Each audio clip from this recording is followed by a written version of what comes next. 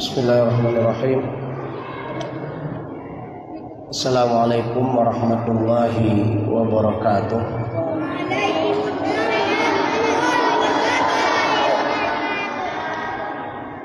Alhamdulillah,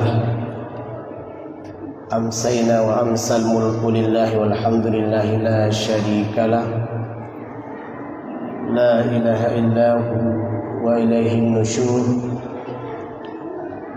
Amsayna ala fitratil Islam wa kalimatil ikhlas wa ala dini nabiyyina Muhammadin sallallahu alaihi wasallam wa ala millati abina Ibrahim hanifa wa ma kana minal musyrikin. Alhamdulillah, di kesempatan maghrib menjelang isya ini Allah pertemukan kita dalam majelis ta'lim yang mulia ini. Alhamdulillah, bersama kita juga hadir anak-anak kita yang insyaallah ikut meramaikan, ikut menghadiri majelis ta'lim kita. Kita doakan semoga kegiatan anak-anak kita dari kitab Al-Firdaus, ya, insyaallah semoga berjalan dengan lancar dan diberkahi Allah Subhanahu wa taala.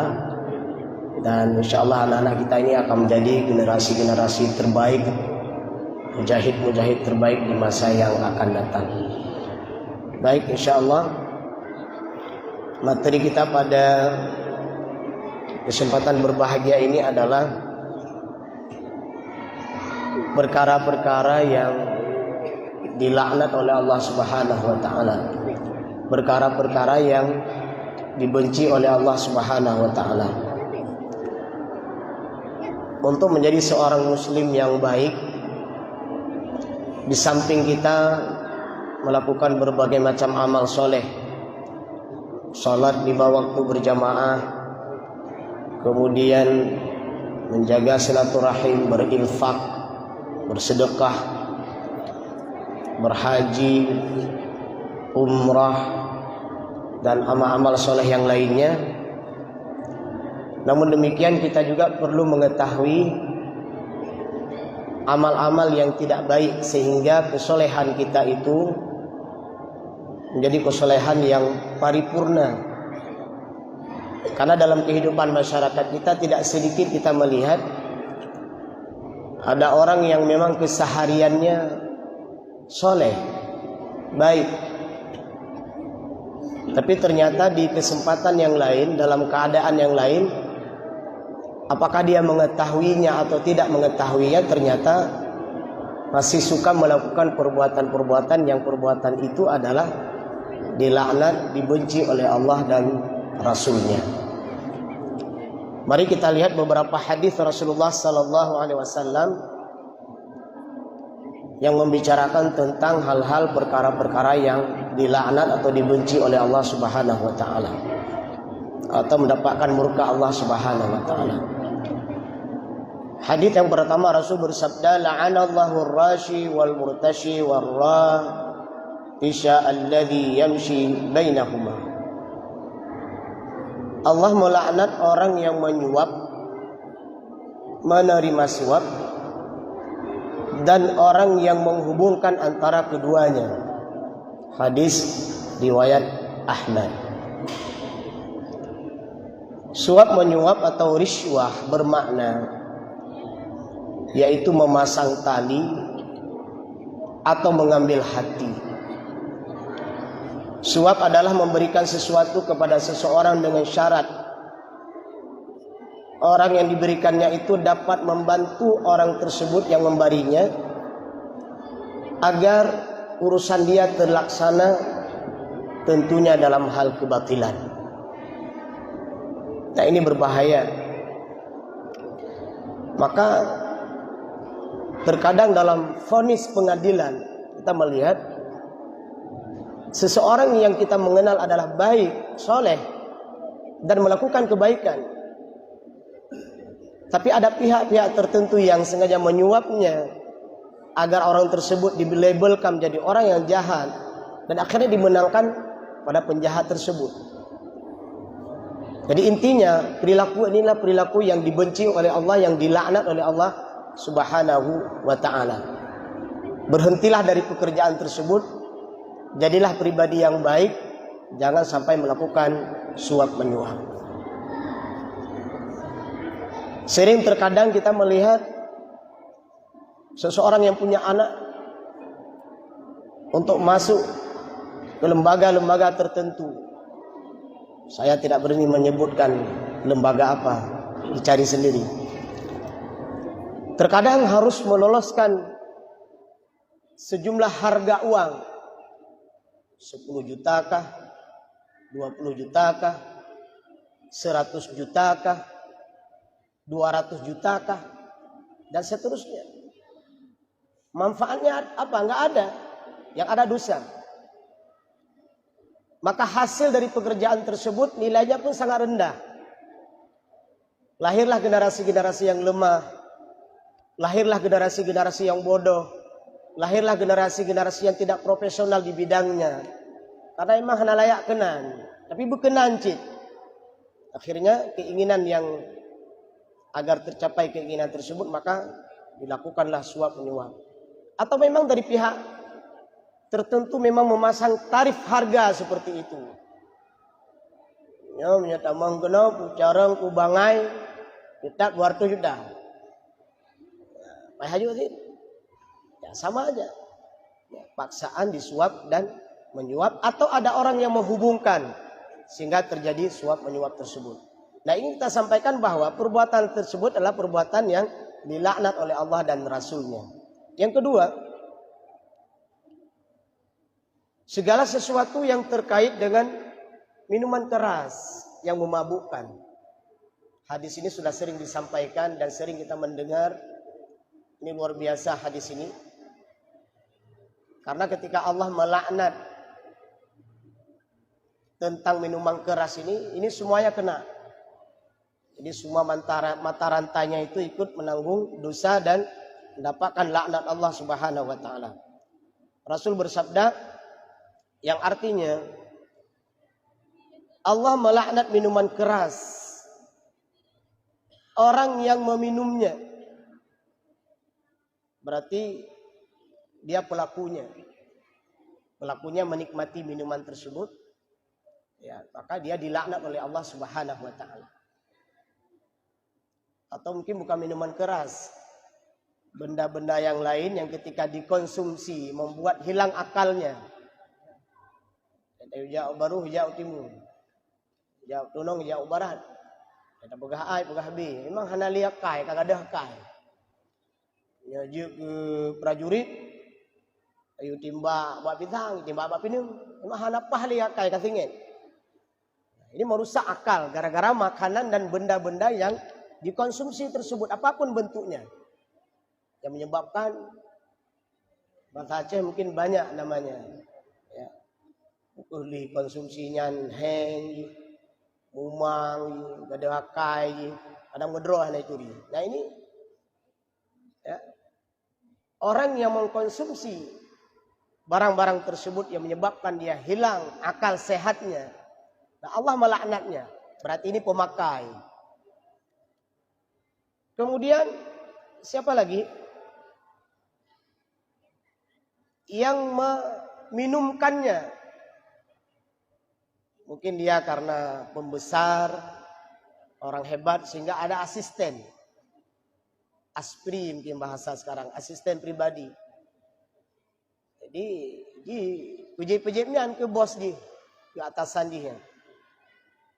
Yang pajuhnya, yang jibnya, yang pujibnya, nah itu ikut dilaknat oleh Allah Subhanahu wa ta'ala. Mendampingi orang tersebut, nah, kemudian dia suap, ya. Dia minumkan makanan dan minuman tersebut ke mulutnya tersebut, maka yang meminumkannya ikut dilaknat oleh Allah dan Rasulnya.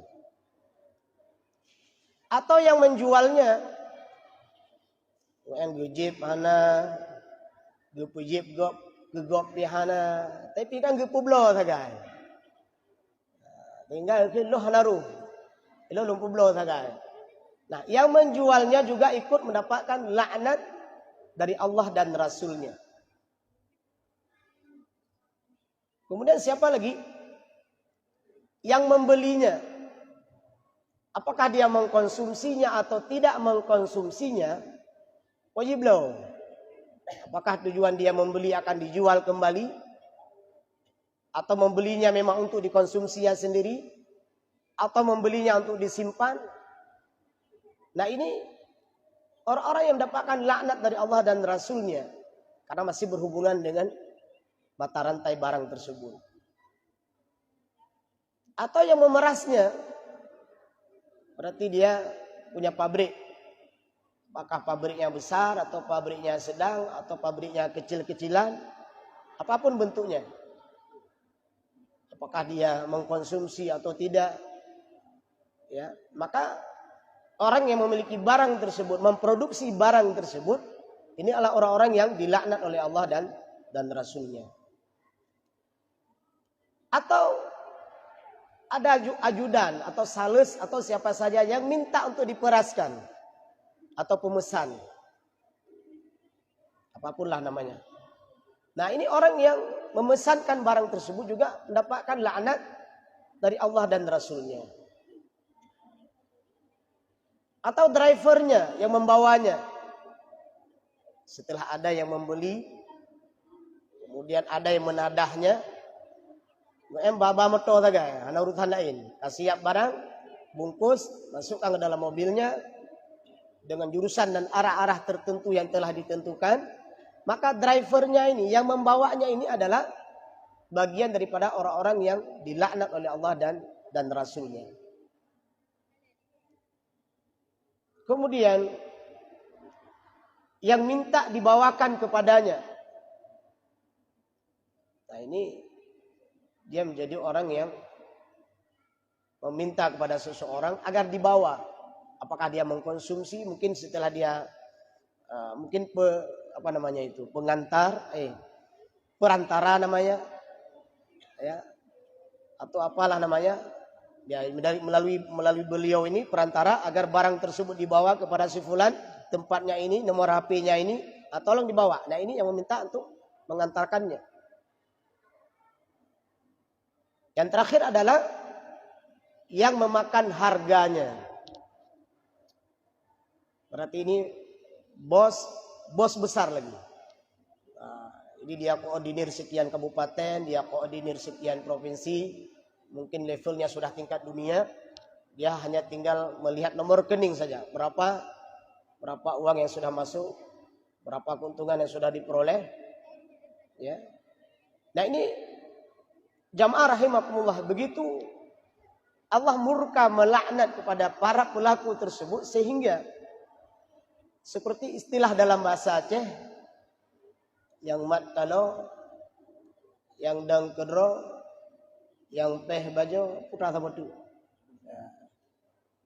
Ya, pokoknya terserah apapun namanya. Yang tahu kedro, itu bagian dari orang-orang yang sengaja mendukung kegiatan tersebut, apapun bentuk namanya. Nah ini berhati-hatilah. Itu adalah orang-orang yang dilaknat oleh Allah dan Rasulnya.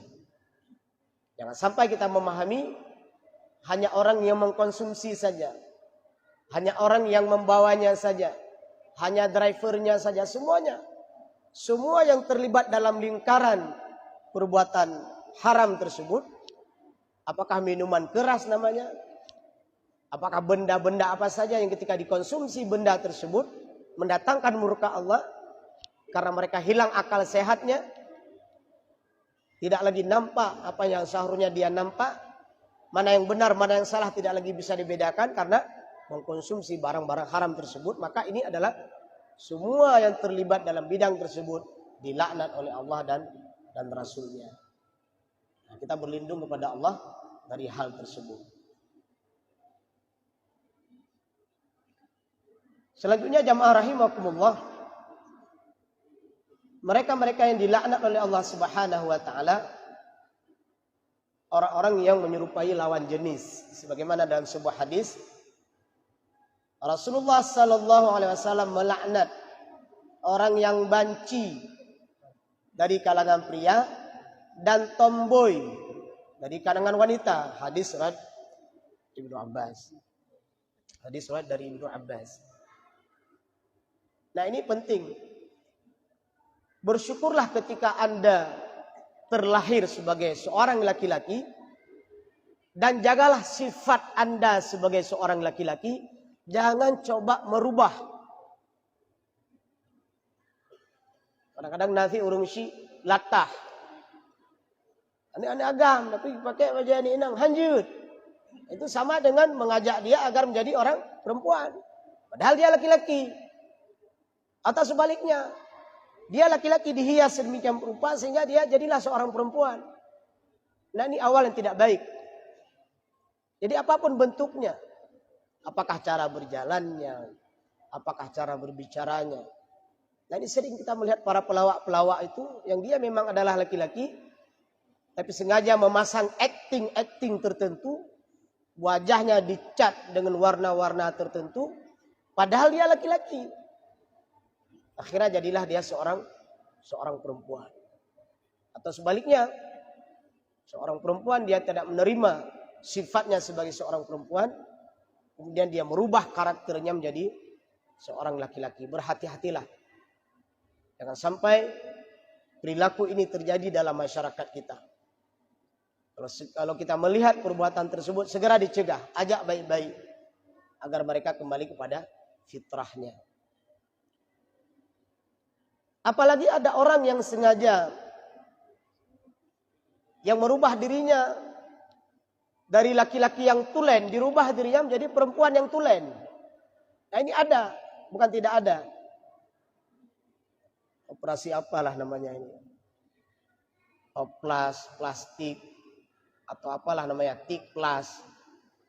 Menghabiskan uang yang begitu banyak, dia rubah dirinya.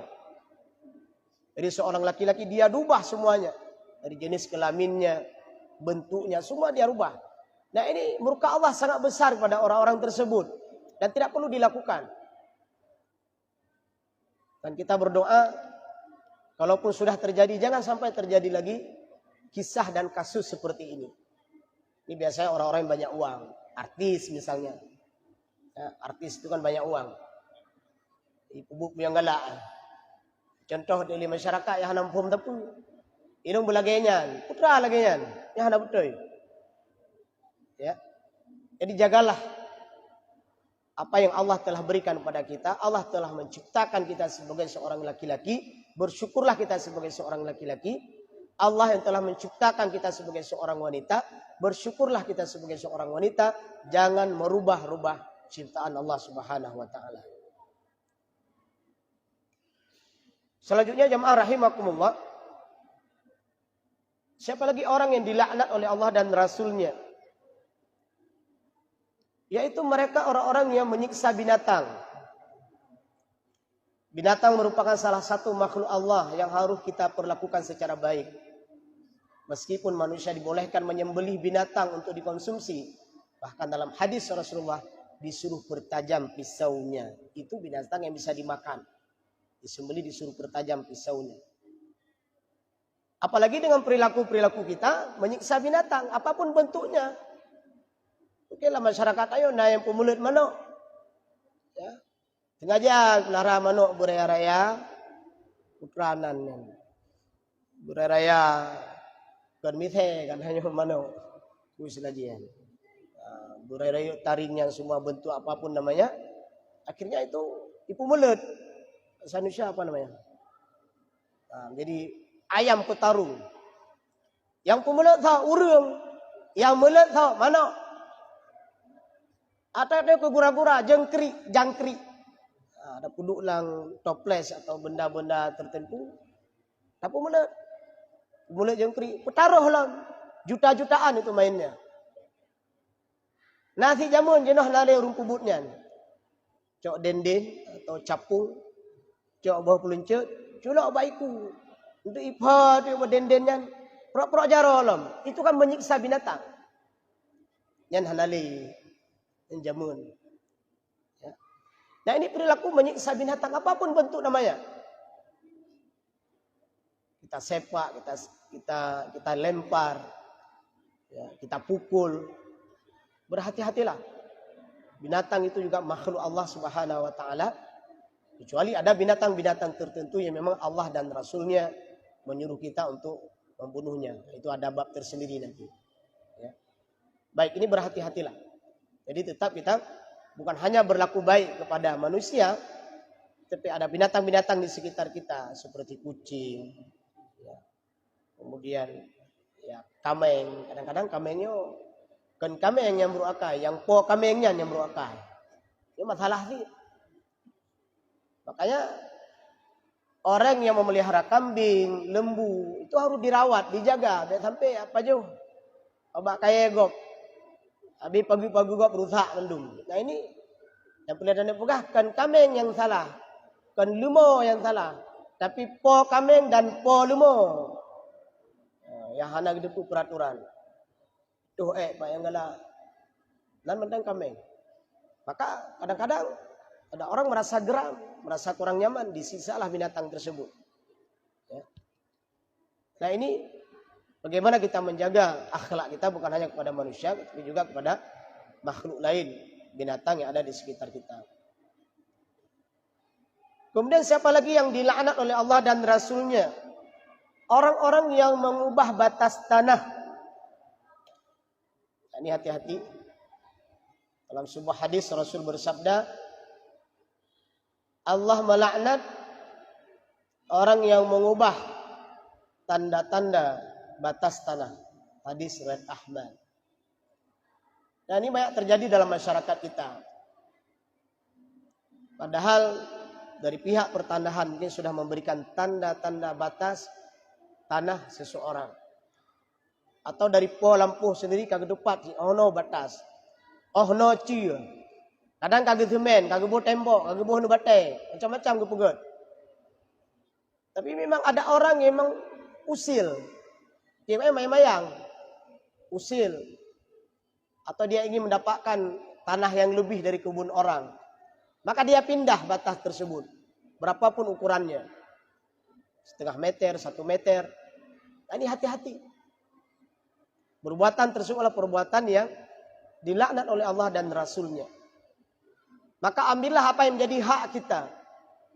Apa yang menjadi batas tanah kita, milikilah. Nah ini hal yang paling banyak terjadi dalam kehidupan masyarakat kita. Dan mereka suka melakukan itu. Kalau mereka membaca hadis Rasulullah yang kita bacakan ini, kalau mereka mengetahui bahwa perbuatan tersebut dilaknat oleh Allah dan Rasulnya, maka tidak ada orang yang berani mengubah batas tanah, atau menyuruh orang untuk diubah batas tanahnya, atau tak ada yang melihat di malam yang gelap gulita, atau ketika kebun atau lampuh tersebut mungkin sudah lama tidak ditempati, maka sengaja dia mengubah batas-batas ukuran tertentu. Berhati-hatilah dengan perbuatan tersebut. Mengubah batas tanah itu bagian daripada perbuatan yang dilaknat oleh Allah dan Rasulnya. Selanjutnya adalah orang-orang yang memberikan tanda pada wajahnya. Nah ini biasanya pada kelompok-kelompok geng, ya, pada kelompok-kelompok tertentu, dia buat tanda-tanda tertentu yang terkadang tanda tersebut sampai permanen, nggak bisa dihapus, apapun bentuk cara dan bagaimana dia lakukan tersebut. Allah melaknat orang yang memberi tanda cos pada wajahnya. Hadis riwayat Tabrani. Ya, saya pikir dalam kehidupan masyarakat tanya hana ya. Tapi jangan sampai ternyata kadang-kadang pelaku tersebut dari kalangan orang Muslim itu sendiri. Saya juga belum pernah lihat bentuknya bagaimana, apakah di pipinya, ya, atau kita lihat ada anak-anak kelompok Vespa Ceper, ada juga kita melihat, mohon maaf, semoga mereka mendapatkan hidayah dari Allah. Kita doakan mereka. Kadang-kadang berbentuk anting yang dicolok ke hidungnya, dicolok ke pinggir hidungnya, dicolok ke telinganya, dipuduk bak bineh mata, dicolok bak anak depan-depan dipuduk. Dia tanya yang kepu kau pegatnya, dia tanda grup kamu, tanda geng kamu. Hati-hati. Allah sudah menciptakan kita dalam bentuk yang paling indah. Kenapa kita harus merubah ciptaan Allah dengan memberikan tanda-tanda yang itu sangat dibenci oleh Allah dan Rasulnya. Selanjutnya jamaah rahimakumullah, Siapa yang dilaknat oleh Allah dan Rasulnya? La'anallahu man sabba ashabi. Allah melaknat orang-orang yang mencaci sahabatku. Rawahu Tabrani. Masya Allah. Ada dalam kehidupan masyarakat kita mencaci sahabat-sahabat Rasulullah Sallallahu Alaihi Wasallam. Abu Bakar, Umar, Utsman, Ali. Dan ada sahabat-sahabat yang Rasulullah yang lain yang cukup banyak. Ya. Memang ada orang-orang tertentu yang tidak suka dengan gaya-gaya tertentu, dengan cara-cara tertentu mencela tentang daripada sahabat Rasulullah Sallallahu Alaihi Wasallam yang mulia ini. Maka orang-orang seperti itu adalah dilaknat oleh Allah dan Rasulnya. Siapa lagi? Wanita yang bertingkah. Ini kembali Rasulullah Sallallahu Alaihi Wasallam menyebutkan perempuan. Apa tingkah mereka? Allah melaknat wanita yang menyambung rambutnya. Nah, yang bahasa Aceh bersanggul. Cok kudu kadang-kadang kan saboh, nan heboh itu. Apanya kasih metel ikut. Ya, kita juga nggak tahu tujuannya apa. Apakah dalam proses pernikahan, apakah dalam proses walimah. Itu perbuatan yang dilaknat oleh Allah dan Rasulnya. Atau yang minta disambungkan, ya berarti ini pihak salon. Ya benar urung yang jabat salon. Ya, kemudian yang minta disambungkan. Ya, yang menyambungkan dan yang minta. Berarti urung yang lakenya, berarti urung yang wibuhnya. Kemudian yang menyambungnya berarti urung yang buhnya. Pihak yang laki dan pihak yang menyediakan fasilitas untuk bersambung bersangguyan. Nah ini dilaknat oleh Allah dan Rasulnya. Atau wanita yang bertato dan yang minta ditato. Nah ini kita lihat hari ini seperti keren rasanya kalau ada orang bertato. Dari sini Rasulullah khususkan wanita. Ya, kita lihat kadang-kadang ada di tangannya, ada di kakinya. Ini berhati-hatilah. Sesuatu yang merupakan kegemaran mereka ternyata apa yang mereka gemari tersebut ini dilaknat oleh Allah dan Rasulnya. Mungkin kalau masyarakat biasa jarang. Yang paling banyak kita lihat ini lagi-lagi adalah dilakukan oleh para artis. Mereka-mereka yang suka kepada artis kadang-kadang mencontohnya perilaku tersebut yang itu adalah perilaku yang tidak disukai oleh Allah dan Rasulnya. Kemudian siapa lagi? Wanita yang mencabuti atau merapikan alisnya. Syab iko. Trap itari. Kadang-kadang haram tatohi pilih. Ya. Nah ini perbuatan yang dilaknat oleh Allah dan Rasul. Apalagi sekarang dengan model-model gaya rambut. Anak-anak kita yang dipotong dengan model-model tertentu yang terkadang itu juga mendatangkan laknat Allah dan Rasul. Dan adanya merupakan lagi model yang dilaknat berarti. Ya. Nah ini Rasulullah menyebutkan yang minta dicabutkan, yang minta dirapikan dan yang merapikan. Nah mereka adalah orang-orang yang dilaknat oleh Allah dan Rasulnya. Jamaah rahimakumullah, perkara-perkara ini yang kita sampaikan adalah perkara yang Allah tak suka. Allah melaknat mereka.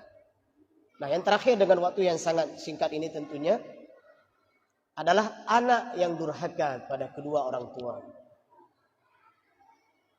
Nah ini anak-anak kami yang hadir di malam yang sangat mulia ini, ya kami doakan kalian menjadi anak-anak yang taat dan berbakti pada orang tua kalian.